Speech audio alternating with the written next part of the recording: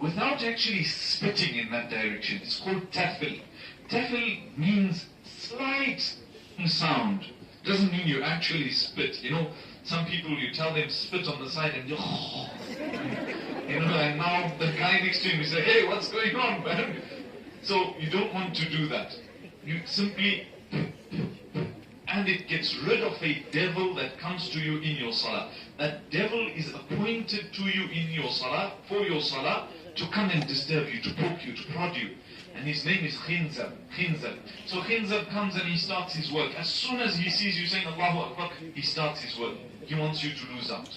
So simply look to the left slightly and slight and A'udhu Billahi Minash Shaitanir Rajim, and then followed by the spitting sound, and that should get rid of those thoughts. If that doesn't, don't continue to do it again and again and again in your salah as well. So otherwise your whole salah will just be full of you spitting to your left, right? So in that case, if it keeps happening to you, simply refocus. Remember, I'm standing before Allah subhanahu wa ta'ala. إِذَا قَامَ أَحَدُكُمْ لِيُصَلِّي فَإِنَّمَا يُنَاجِي رَبَّهُ. When one of you stands up to pray, he is conversing with his Lord. فَلْيَنْظُرْ كَيْفَ يُنَاجِي.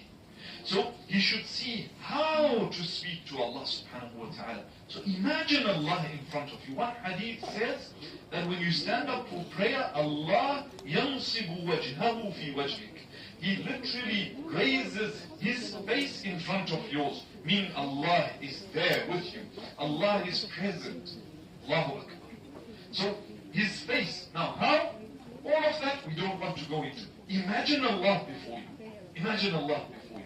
And that's why the Sahaba, you know, back in the day, they didn't have tissue paper, etc. So what they would do is they would take part of their qameez, which was the shirt, and blow their nose into it. They were actually told, or spit into it.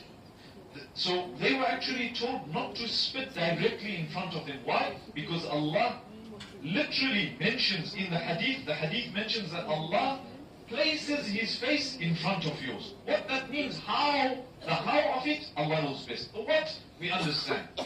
In a way that is befitting of Allah subhanahu wa ta'ala. So Allah is there. Allah is there in front of you. That's how you should be praying. You imagine Him in front of you. So when you do this, it becomes very hard for anything and anyone to come between you and Allah subhanahu wa ta'ala. Who is it that deserves that position? To come between you and Allah.